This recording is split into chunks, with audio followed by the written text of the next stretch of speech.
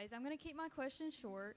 But as you know, West Virginia is one of the top ranking in lowest of education. And as we know, the Big Beautiful Bill has unfortunately passed cuts in the Department of Education. And me, myself, I'm a student at Marshall, and I want to know your opinion on how you think this is going to affect poverty rates and education in West Virginia as a whole. What's your name? Haley Harvey. Haley, come on up here. All right. Okay. Now, all right, I'm going to ask Haley a question. I'm going to ask it to you. Now, sometimes I am attacked by my opponents for being, quote unquote, far left, fringe, out of touch with where America is. Actually, much of what I talk about is exactly where America is, all right? So, Haley, I'm going to ask you, all right? Here we go. We are living, as you know, in a competitive global economy, correct? We're competing against countries all over the world. And in order to compete effectively, we need, in Vermont and West Virginia, a well-educated population, right? You are the future. Congratulations. You're the future of America. All right? We want you to do well. Is it a radical idea, do you all think, and Haley, you respond first, that we make, in the United States of America, public colleges, universities, and trade schools tuition free? Yes, yes, yes. I believe that education is the key to getting out of poverty. I feel like education is what makes us strong.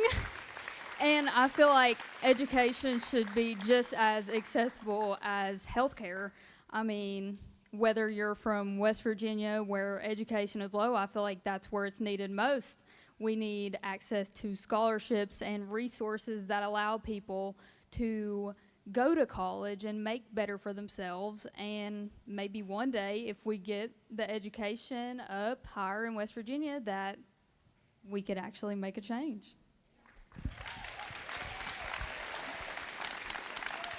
Okay. Now, my second question is, are you a communist? No. All right, that's why I clear that up. See, I've been called a communist because I say what Haley said. Look, again, you don't hear this on the TV and you don't hear this in Congress. But once again, you are living in the wealthiest country in the history of the world, and if we had good policy and the courage to take on the billionaire class, there is no reason that every kid in this country could not get an excellent higher education regardless of his or her income. That is not a radical idea.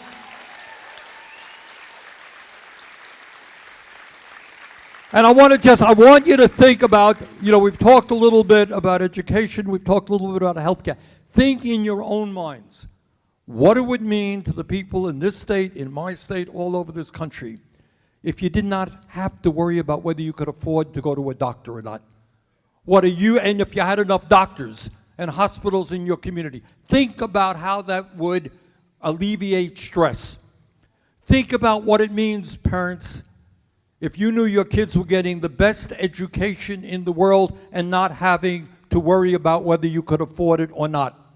And I want to tell you something. Not only is this not some kind of utopian, idealistic vision, it makes sense. Haley hit the point on the head. You want to have a prosperous country, you need a well-educated country. I want her to get the best education. We want to invest in our kids. And it's not just college kids. I want the best and the brightest to become teachers in America. And they deserve to be paid decently. And every psychologist, child psychologist, will tell you that 0 through 4 are the most significant years of a human being's life in terms of intellectual and emotional development. I want the best child care system in the world. These are not radical ideas. Many of them already exist in other countries around the world. We are way behind, despite being richer. The problem is that these people on top are incredibly greedy.